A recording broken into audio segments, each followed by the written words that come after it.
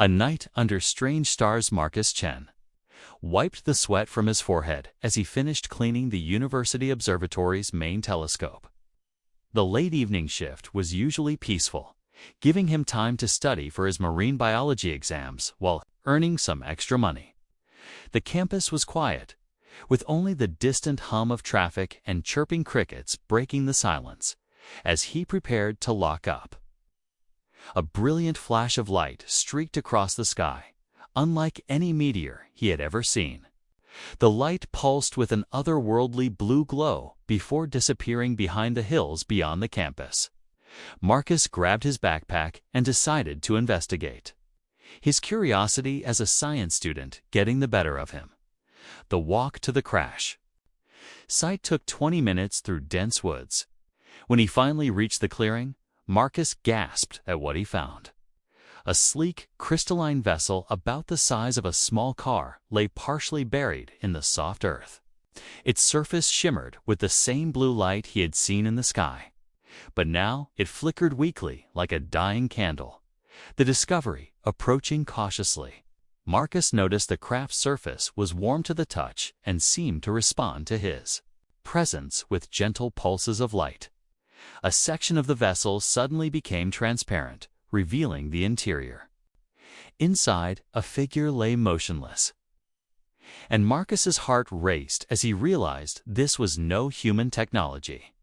The being inside appeared to be a young woman, but her skin had a luminescent blue tint that seemed to glow from within. Her hair was the color of liquid silver, flowing like water even in her unconscious state. She wore what looked like a form-fitting suit made of the same crystalline material as her ship. Marcus carefully helped her out of the vessel, surprised by how light she felt. In his arms, her breathing was shallow, and he could see a small cut on her forehead that bled a substance that sparkled like glitter. Without thinking, he used his first aid training to check her vital signs, relieved to find a steady pulse, though it beat in a rhythm unlike any human heart. The awakening as he knelt beside her. The being's eyes fluttered open, revealing irises that shifted between deep purple and silver like the night sky. She sat up quickly, speaking in a melodic language that sounded like singing wind chimes. When she saw Marcus's confused expression, she pressed her hand to her forehead and suddenly spoke perfect English. "You helped me," she said, her voice carrying an ethereal quality that made Marcus's skin tingle. "I am Princess Lyra of Zephyria. My ship was damaged during my escape, and I crashed on your world." Marcus stared in amazement. "You're actually an alien princess. This is incredible. Are you hurt? Do you need medical attention?" Lyra smiled, and her luminescent skin brightened slightly. "Your kindness has already begun healing me. It is rare to find such compassion among strangers. By helping me in my moment of need, you have created a sacred bond according to my people's customs." "Cultural complications, a sacred bond?" Kuz asked, helping her to her feet. "What does that mean exactly?" "Kay, among my people, when someone saves another's life, the rescued person must remain close to their savior until the debt is repaid," Lyra explained, brushing silver hair from her face. "This usually means sharing living space, meals, and sleeping quarters until I can return the favor by saving your life." Marcus felt his cheeks flush. Sleeping quarters, like the same room. "The same bed, actually," Lyra said, matter-of-factly. "It is how we show trust and ensure the bond remains strong." "Surely your people have similar customs." "Not exactly," Marcus mumbled, trying to process everything. "Look, you can stay at my apartment until you figure out how to get home, but I should warn you, it's pretty small. I'm just a college student." Lyra's eyes sparkled with gratitude. "Your generosity honors both our worlds. I accept your offer, Marcus Chen of Earth." "How do you know my name?" he asked, surprised. "When I touched your mind to learn your language, I also glimpsed your identity," she explained. Do not worry. I only accessed what was necessary for communication." new roommate arrangements, the walk back to Marcus's apartment was filled with Lyra's amazed observations about Earth. She marveled at streetlights, car engines, and even the texture of concrete. Sidewalks. Her childlike wonder made Marcus see his ordinary world through new eyes. His apartment was indeed small. Just a studio with a kitchenette, tiny bathroom, and his single bed pushed against the wall. Lyra examined everything with scientific curiosity, her skin glowing brighter when she was particularly interested in something. "This dwelling is cozy," she announced. "It's perfect for maintaining our sacred bond. Where shall we sleep?" Marcus pointed to his bed, then to the small couch. "You can take the bed, and I'll sleep on the couch. It'll be fine." Lyra looked genuinely confused, but that would break the bond. "We must share the sleeping space to maintain the spiritual connection that saved my life. It is not negotiable according to Zephyrian law." Zephyrian law, Marcus repeated weakly. "Yes, and as a princess, I am bound to uphold our traditions even on foreign worlds," Lyra said firmly. "Besides, my people sleep differently than humans. We enter a meditative state that requires very little physical space." That night, Marcus lay stiffly on one side of his bed, while Lyra settled beside him. True to her word, she seemed to enter a trance-like state, her breathing becoming so quiet he could barely hear it. Her skin continued to glow softly, casting ethereal patterns on the ceiling as he finally drifted off to sleep. Marcus wondered what he had gotten himself into. Tomorrow would bring new challenges as he tried to hide an alien princess in plain sight, while she insisted on following customs that would definitely raise eyebrows in human society. Little did he know, this was only the beginning of an adventure that would change both their worlds forever. Morning discoveries. Marcus woke to the smell of something burning and Lyra's frustrated voice coming from his kitchenette. He found her staring at his coffee maker, which was now smoking and making alarming beeping sounds. "Okay," I attempted to prepare. "The morning stimulant beverage you humans consume," she said, looking defeated. "But this device appears to be malfunctioning." Marcus quickly unplugged the coffee maker, noting that Lyra had somehow managed to put coffee grounds in the water reservoir and water in the filter basket. "It's okay," he laughed. "Coffee making takes practice. Let me show you." As he demonstrated the proper technique, Lyra watched intently, her luminescent skin pulsing with curiosity. "Your people have such fascinating rituals," she observed. "This hot liquid preparation seems almost ceremonial." "I guess you could say that," Marcus agreed, enjoying her unique perspective on ordinary things. "What do your people drink in the morning?" "We absorb energy from our planet's twin suns," Lyra explained. "But I find your liquid sunshine quite pleasant." They shared breakfast while Lyra asked countless questions about human society. Marcus realized he needed to establish some ground rules before taking her out in public. Public appearances. "If you're going to come to campus with me today, you'll need to wear different clothes," Marcus explained gently. "Your outfit is beautiful, but it might attract unwanted attention." Lyra looked down at her crystalline suit, which shifted colors based on her emotions. What should I wear instead? Marcus found some of his smaller clothes that would fit her. Petite frame. When Lyra emerged from the bathroom wearing his old university sweatshirt and jeans, her alien features were less noticeable, though her silver hair and luminescent skin still made her strikingly beautiful. "Will this disguise be sufficient?" she asked, practicing what she thought was a casual human walk. "Just try to blend in," Marcus advised, "and maybe don't mention you're an alien princess." Their first stop was Marcus's marine biology class, where Lyra sat quietly in the back row. However, when Professor Davis began discussing bioluminescence in deep-sea creatures, Lyra's skin began glowing brighter with excitement. "Excuse me," she said, raising her hand, "but you're incorrect about the energy conversion rates. The efficiency is actually much higher when the organism channels quantum resonance through specialized cellular matrices." The entire class turned to stare at her as she continued explaining concepts that wouldn't be discovered on Earth for decades. Marcus sank lower in his seat, realizing his alien roommate was about to blow their cover. Deepening understanding. That evening, Marcus sat Lyra down for a serious conversation. "You can't just share advanced alien knowledge in public," he explained. "People will start asking questions we can't answer." Lyra looked genuinely remorseful. "I apologize, Marcus. On Zephoria, knowledge is shared freely among all people. Your concept of hiding information is foreign to me." "Tell me more about your world," Marcus said, settling beside her on the couch. "What made you leave?" Lyra's skin dimmed as sadness crossed her features. "My parents arranged a marriage with Prince Valdrin of the Crystalline Sector.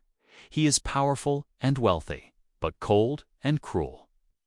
I would spend my life as a decorative object in his palace, never allowed to explore or learn." "So you stole a ship and ran away." "I liberated a scout vessel," Lyra corrected with a small smile. "And yes, I fled to the farthest inhabited world I could find. Your Earth appeared in our databases as a developing civilization, primitive enough that I could hide while learning about freedom." Marcus felt a surge of sympathy for her situation. Despite being an alien princess, she was really just a young woman trying to escape a life she didn't want. "What will happen if they find you?" "My guardian, Commander Thane, will come looking for me eventually," Lyra said quietly. "He is bound by duty to return me to Zephyria, even against my will." The trust ritual over the following days, Marcus and Lyra fell into a comfortable routine. She accompanied him to classes, fascinated by human learning methods, while he introduced her to Earth customs like pizza, movies, and music. Her childlike wonder at simple pleasures made him appreciate things he had taken for granted. The sleeping arrangement, however, remained awkward for Marcus. Each night, Lyra would settle beside him in the bed, explaining that the sacred bond required their close proximity. Her alien sleep state was peaceful to watch. As her skin glowed softly and she seemed to float slightly above the mattress. One night, Marcus was awakened by Lyra speaking in her melodic language. Her skin was pulsing with distressed patterns, and she appeared to be having a nightmare. "Lyra," he whispered, gently touching her shoulder. "Wake up." She opened her eyes with a gasp, looking around frantically before focusing on Marcus.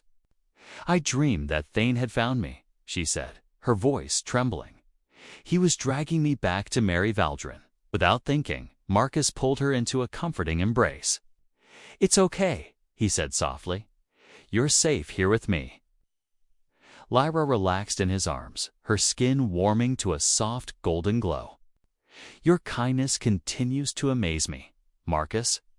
On my world, such gentleness is rare, especially from males." They stayed like that for a long moment, and Marcus realized his feelings for Lyra were growing beyond mere friendship. She was beautiful, intelligent, and brave, with a spirit that seemed to illuminate everything around her. Unexpected visitors the next morning. Marcus was making coffee when a low humming sound filled the apartment. Through the window, he saw a larger crystalline vessel descending from the sky, its surface gleaming like polished silver. Lyra appeared beside him, her skin now pulsing with alarm. "Thane has found me," she whispered. "He's here." The ship landed in the courtyard behind the apartment building, and a tall figure emerged. Commander Thane was imposing even by alien standards, with deep blue skin, silver armor, and eyes that glowed like stars. He moved with military precision as he approached the building. "Princess Lyra." His voice boomed through the walls with an otherworldly resonance. "By order of the Zephyrian crown, you will return with me immediately." Lyra gripped Marcus's hand tightly. "I won't go back," she said firmly. "The sacred bond protects me while I'm in Marcus's care. The human cannot protect you from your royal obligations," Thane replied, his voice growing closer. "Come out now, and I will be merciful." Marcus looked at Lyra's frightened expression and made a decision that would change everything. Then, I guess we need to convince him that some things are more important than royal obligations. As footsteps approached their door, both Marcus and Lyra knew their time together was about to be tested in ways neither had imagined. The confrontation, the apartment door burst open with a flash of blue light, and Commander Thane strode in with the authority of someone accustomed to being obeyed. His presence filled the small space, making everything seem fragile in comparison to his imposing figure. "Princess Lyra," he said in his resonant voice, "you have caused great concern throughout the Zephyrian Empire. Your father has dispatched 3 fleets to search for you." Lyra stepped protectively in front of Marcus, her skin glowing with defiant silver light. "I invoke the sacred bond, Commander. This human saved my life, and I am under his protection until the debt is repaid." Thane's glowing eyes shifted to Marcus, studying him with obvious disdain. "A primitive being cannot form a sacred bond with Zephyrian royalty. This human lacks the spiritual capacity to understand our ways." "That's where you're wrong," Marcus said, surprising himself with his boldness. "I may not understand all your customs, but I understand that Lyra doesn't want to marry someone she doesn't love. Isn't her happiness worth something?" "Happiness is a luxury," Thane replied coldly. "Princess Lyra has duties to her people that transcend personal desires. The alliance with Prince Valdrin will bring peace to 3 star systems." Lyra's skin flared brighter. "A peace built on my misery is no peace at all. I have learned much about freedom during my time on Earth. These humans may seem primitive to you, but they understand something we have forgotten. And what is that?" Thane asked mockingly. "That love gives life meaning," Marcus said, stepping beside Lyra. "That forcing someone into a loveless marriage, even for political reasons, is wrong." Revelations of the heart. Thane studied their joined hands with growing interest. "You speak of love, human. Do you claim to love the princess?" Marcus felt his heart pounding, knowing that his next words would determine everything. He looked at Lyra, seeing the hope and fear in her shifting eyes, and realized the truth had been growing in his heart since the day he found her. "Yes," he said simply, "I love her, not because she's a princess or because she's from another world, but because she's brave and curious and kind. She makes me see beauty in everything around me." Lyra's skin brightened to a brilliant gold, and tears like liquid starlight rolled down her cheeks. "And I love you, Marcus Chen of Earth. You showed me what it means to be valued for who I am, not what I represent." Thane's expression shifted from stern duty to surprise. "This is unexpected," he admitted. "Princess, are you certain of your feelings?" "More certain than I have ever been about anything," Lyra declared. "Marcus taught me that true strength comes from choosing your own path, not simply following the one laid out for you." "The test of true love, if this love is genuine," Thane said slowly, "then it must be tested according to Zephyrian law." "Human, are you willing to prove your devotion to the princess?" "What kind of test?" Marcus asked warily. "On Zephyria, true love is proven by sacrifice," Thane explained. "You must be willing to give up everything you know and come to our world, leaving your life on Earth forever. Only then can the sacred bond be considered complete." Marcus felt his world spinning. Leave Earth forever. His studies, his future, his family, everything he had ever known. Lyra squeezed his hand. "You don't have to, Marcus. I won't ask you to sacrifice so much for me." But as Marcus looked into her luminous eyes, he realized that she had already sacrificed everything for the chance at love. Her crown, her homeworld, her family, all to avoid a life without choice. "I'll do it," he said firmly. "That's what it takes to be with Lyra. I'll go to Zephyria." Thane nodded approvingly. "Your willingness to sacrifice proves the depth of your feelings. However, there is another option. A bridge between worlds. What option? Lyra asked, hopefully. Recent developments on Zephoria have changed the political situation, Thane revealed. Prince Valdrin has found another bride, one who actually welcomes the alliance. Your father, realizing his mistake in trying to force your hand, has agreed to consider alternative arrangements. What kind of arrangements? Marcus asked. Princess Lyra could serve as an ambassador between our worlds, Thane explained. Earth is entering a phase of development that interests the Zephyrian Council. We could establish a cultural exchange program with the princess living part of each year on both worlds. Lyra's skin blazed with excitement. Akuta help. Our peoples understand each other better. Share knowledge, promote peace, bridge the gap between civilizations. And Marcus could accompany you as a cultural liaison, Thane continued. His scientific background and understanding of both worlds would be valuable. Marcus could hardly believe what he was hearing. We could be together and help both our worlds. If you are both willing to dedicate your lives to this mission, Thane confirmed.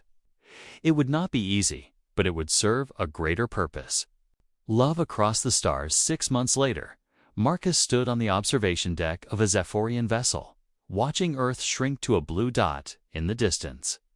Beside him, Lyra glowed with contentment, her hand warm in his.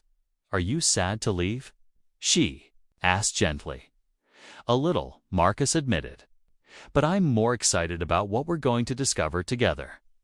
They had spent the past months preparing for their new roles as ambassadors. Marcus had learned basic Zephyrian language and customs, while Lyra had mastered human diplomatic protocols. Their love had only grown stronger through the challenges. Commander Thane was right about one thing, Lyra said, leaning against Marcus's shoulder. True love does require sacrifice. But what he didn't mention is that it also multiplies every joy.